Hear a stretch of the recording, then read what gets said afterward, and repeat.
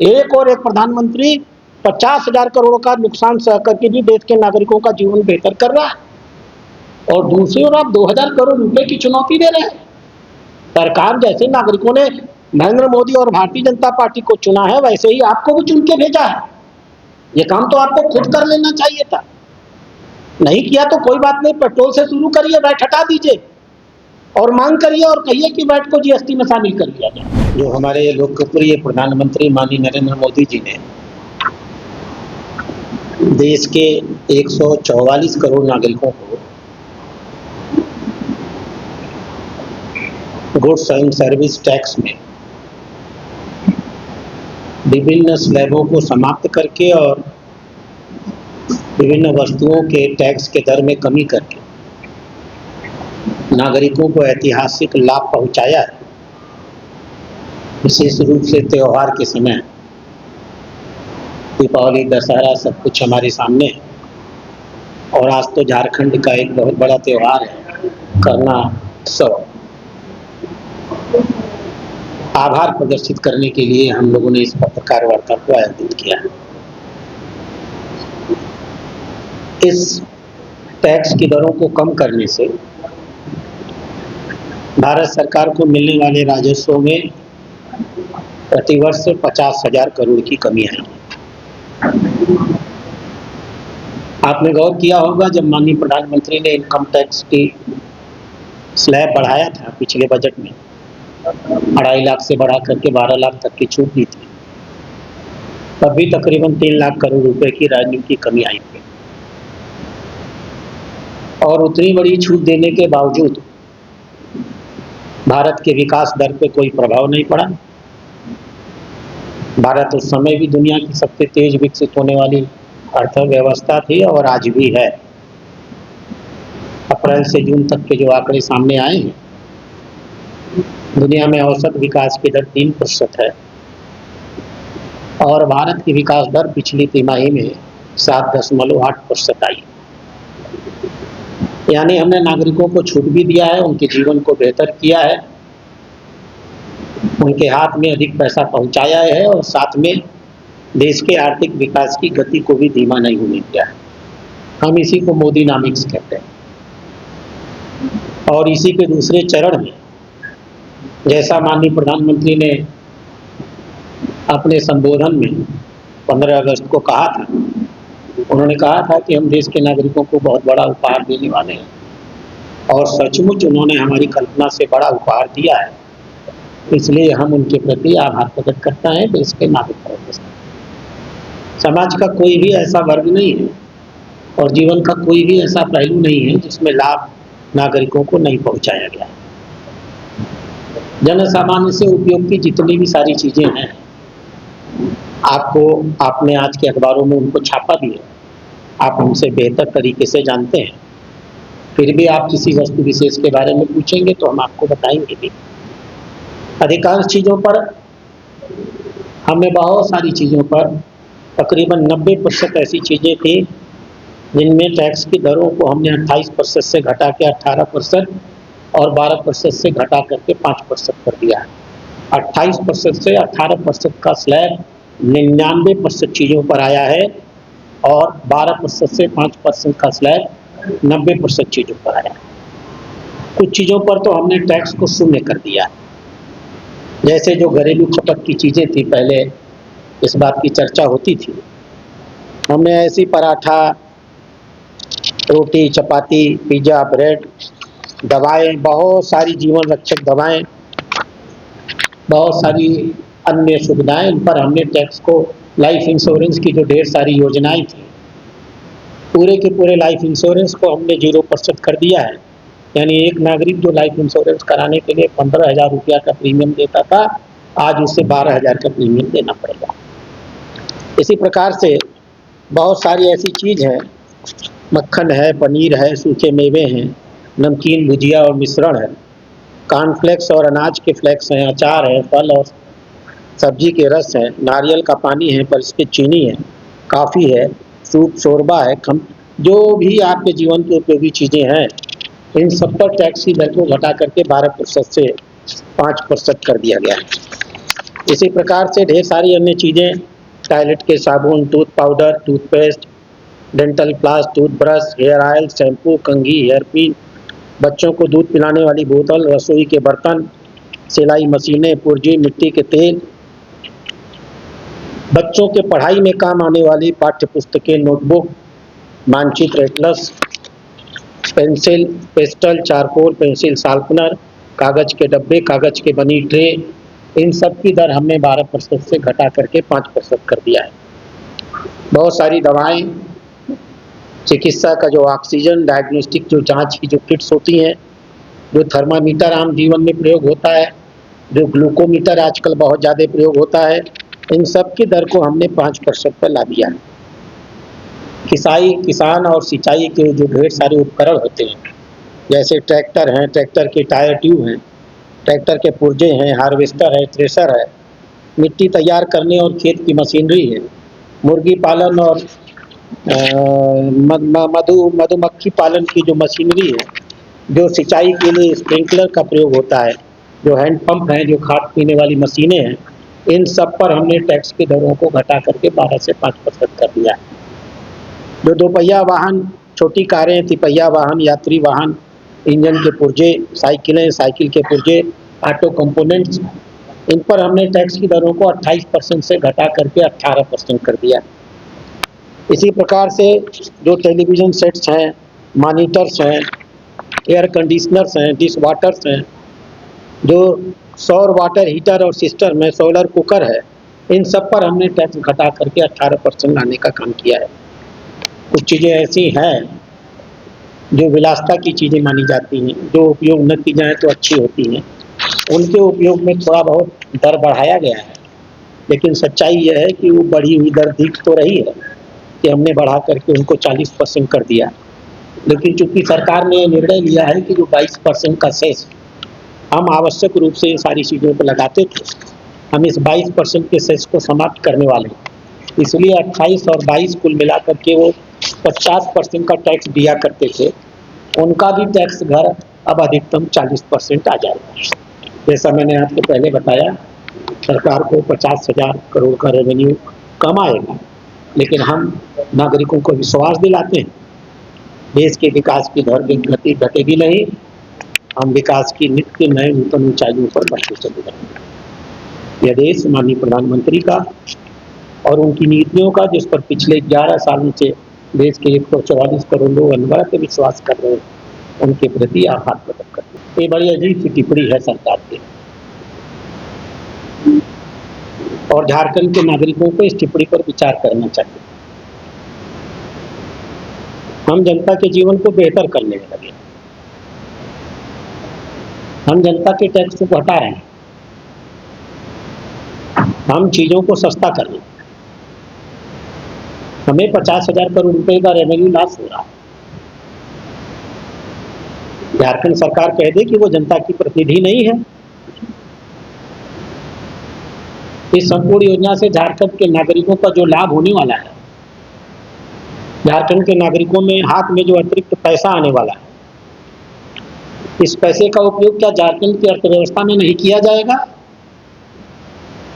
क्या झारखंड में चीजें नहीं बनेंगी? क्या झारखंड में चीजें बिकेंगी नहीं? क्या इससे झारखंड की सरकार को अप्रत्यक्ष और प्रत्यक्ष सीधे लाभ नहीं होने वाला है? और यदि लाभ नहीं होने वाला है तो भी अगर भारतीय जनता पार्टी जनहित में अपनी आर्थिक समस्याओं को देखने के बावजूद और रेवेन्यू में 50,000 करोड़ का घाटा होने के बावजूद जनहित में यह कदम ले सकती है, तो मुझे आज बहुत शर्म आ रही है कि कोई प्रांतीय सरकार ये कह रही है कि राज्य सरकार का घाटा होगा। आपको तो खुशी होनी चाहिए कि केंद्र सरकार ने आपके नागरिकों का जीवन और बेहतर कर दिया, उनके हाथ में अतिरिक्त आय दे दी। सरकारें राज्य सरकार हो या प्रदेश सरकार हो, यह सब जनहित के लिए बनाई जाती है और जनता के जीवन को बेहतर करना उनका लक्ष्य होता है। वो ये बता दें कि हमारा लक्ष्य सिर्फ कर अदा कर लेना है, हम सिर्फ इसलिए सरकार में आए हैं कि हम सिर्फ नागरिकों से कर और टैक्स वसूलते रहेंगे और उसका अपने निजी हित में उपयोग करते रहेंगे। ये कहा जा रहा है कि राहुल गांधी ने जी उठाया था, मैं आपके सवाल का जवाब दे देता हूँ। 13 अगस्त 1918 को मैं डेट बता रहा हूँ और स्थान बता रहा हूँ, हैदराबाद। 13 अगस्त 2018 को हैदराबाद में माननीय राहुल गांधी जी ने एक पत्रकार वार्ता की थी। आप सबने छापी होगी, मैं खोल के पढ़ देता हूँ। हाथ कंगन को आरती क्या, पढ़े लिखे को पारती क्या। राहुल गांधी ने कहा था कि हम इस देश में एक टैक्स की स्लैब ले आएंगे। आपको याद होगा क्या कहना चाहते थे वो? अंबानी को गाली देने के बाद अंबानी के ऊपर भी उसी दर से टैक्स लगाना चाहते थे जितना इस झारखंड के आदिवासी गरीब नागरिकों के ऊपर लगाना चाहते। नाम गाली देते हैं अंबानी और अंबानी का, लाभ उन्हीं को पहचाना चाहते हैं। कह रहे थे देश का अमीर हो चाहे गरीब हो, पिछड़ा हो चाहे दलित हो, चाहे बहुत बड़ा पढ़ा लिखा आदमी हो चाहे शिक्षित आदमी हो, शहर में रहता हो गांव में रहता हो, सबको एक ही दर से टैक्स देना होगा। ये किस टैक्स की व्यवस्था में होता है? टैक्स बनता ही इसीलिए है कि जन सामान्य को टैक्स में छूट दी जाए और समाज के बड़े वर्गों से अधिक आय ली जाए। मैं आपको उनका वो इंटरव्यू, हो सकता है आपकी याददाश्त में न हो, मैं आपकी याददाश्त में डाल देता हूँ और आपसे आग्रह भी करूंगा कि आप उसे मजबूती के साथ प्रकाशित करें और जैसा आप मुझसे सवाल पूछ रहे तो वैसा ही सवाल परम श्रद्धेय महाज्ञानी जो भी आप नाम रखना चाहें उनका रख लीजिए। ये हैदराबाद का नेट है ना, आ गया। Only one slab of GST after we come into the power. This is the statement of Rahul Gandhi. आप इसकी फोटो लेना चाहें तो आप सब नजदीक आकर ले सकते हैं। सारा धान 22 पसेरी, गरीब से भी उतना ही पैसा चूसना चाहते हैं राहुल गांधी जितना अमीरों की दलाली करते हैं अमीरों की।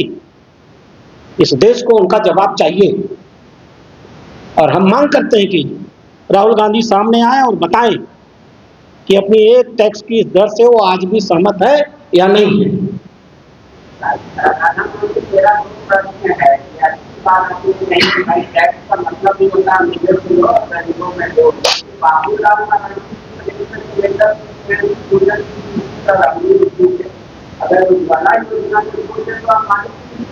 आप अपने सवाल का जवाब खुद दे रहे हैं।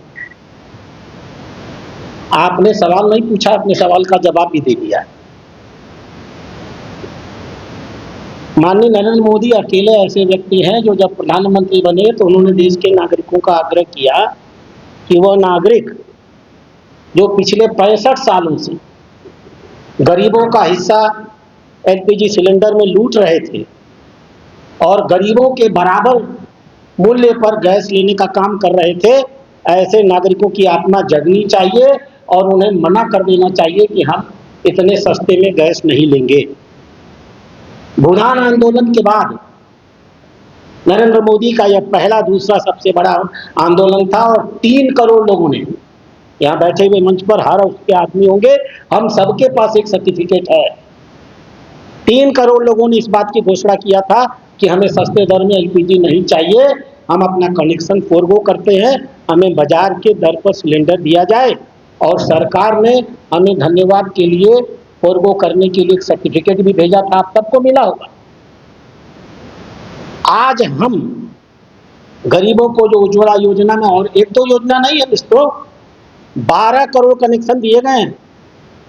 12 करोड़ कनेक्शन माने 12 करोड़ परिवार, 12 करोड़ परिवार माने 60 करोड़ लोग। इस देश की आधी जनसंख्या, 140 करोड़ अगर जनसंख्या 144 करोड़, तो 60 करोड़ ऐसे लोग हैं जिन्हें सब्सिडाइज्ड दरों पर गैस की आपूर्ति होती है।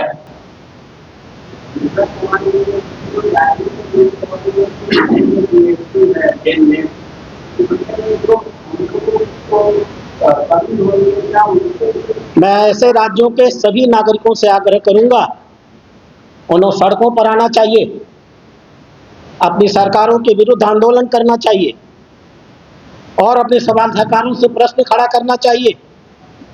जनहित के लिए काम करने का दायित्व तो सिर्फ प्रधानमंत्री का है क्या? नागरिकों के जीवन को बेहतर करने का काम सिर्फ प्रधानमंत्री का है क्या? चीजें सस्ती हो, नागरिकों के पहुंच के अंदर हो, यह दायित्व तो सिर्फ प्रधानमंत्री का है। ऐसे प्रदेश में बैठे हुए मुख्यमंत्रियों का यह दायित्व तो नहीं है कि अपने अपने प्रदेश के लोगों के नाम पर जिनके ऊपर वो सत्ता में आके बैठे हैं, वो स्वयं उन्हें आगे आगे कहना चाहिए कि भारत के प्रधानमंत्री ने इतनी छूट दी है, हम अपने राज्य से और छूट देते हैं। आश्चर्य होता है, एक और एक प्रधानमंत्री 50,000 करोड़ का नुकसान सह करके भी देश के नागरिकों का जीवन बेहतर कर रहा है, और दूसरी ओर आप 2,000 करोड़ रुपए की चुनौती दे रहे हैं। सरकार जैसे नागरिकों ने नरेंद्र मोदी और भारतीय जनता पार्टी को चुना है, वैसे ही आपको भी चुन के भेजा है। ये काम तो आपको खुद कर लेना चाहिए था। नहीं किया तो कोई बात नहीं, पेट्रोल से शुरू करिए, वैट हटा दीजिए और मांग करिए और कहिए कि वैट को जीएसटी में शामिल कर लिया जाए।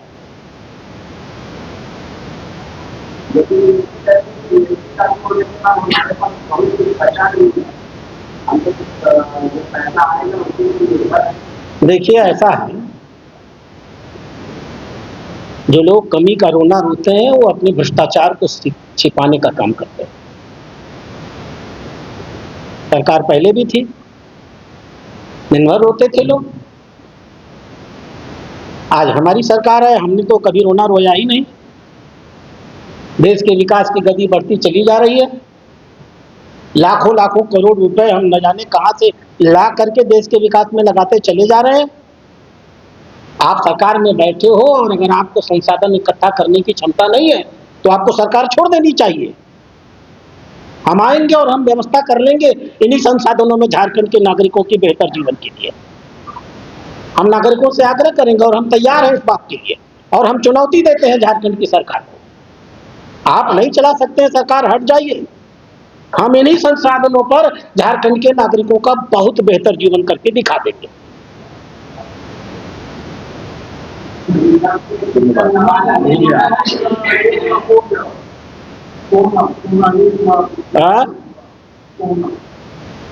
नींद, भाई मुझे तो 8 घंटे की नींद फ्री में आती है, तो मुझे तो उसके बारे में कोई बहुत जानकारी नहीं है।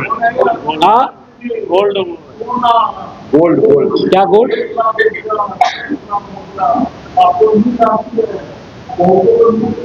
अरे सोना खरीद करके जो बड़े बड़े लोग अपने सेटों में रखे हुए हैं, छोड़िए उनको। आम नागरिक का जीवन जो ये सूची मैंने दिखाई है ना, इस सूची से प्रभावित होता है, सोने से नहीं। हमारे क्या चीज, अरे मैं बोल ही तो रहा हूँ, ये आम नागरिकों के जीवन की उपयोग की ढेर सारी चीजें हैं जिससे एक सुबह से लेकर एक रात तक नागरिकों को रूबरू होना पड़ता है। हमने 50,000 करोड़ रुपए की मदद उनको दी है। और सोना के बारे में जहां तक सवाल है, हम सब जानते हैं सोने को लेकर के भारत में क्या करना है। एक समय आएगा जब सोने का मूल्य भी खत्म हो जाएगा। धैर्य रखिए, रोज नए पदार्थ पैदा हो रहे हैं और रोज मूल्य घट रहे हैं और बढ़ रहे हैं। अरे आप छापिए ना, अमीरों के सोने को आप छापिए, हमें क्या परेशानी है? हम तो गरीबोन्मुख सरकार चलाते हैं। गोल, जहां 27 वर्षों के सफर में 17,000 से भी अधिक छात्रों ने डॉक्टर एवं इंजीनियर बनकर भरे सफलता की ऊंची उड़ान, जहां साधारण छात्र भी झारखंड टॉपर्स बनकर बना रहे इतिहास। दूरदर्शी शिक्षाविद श्री विपिन सिंह के मार्गदर्शन में मेडिकल एवं इंजीनियरिंग के लाखों छात्रों के लिए आशा की किरण के रूप में गोल, nations leading institute. thefollowup.in. Like, share and subscribe. www.thefollowup.in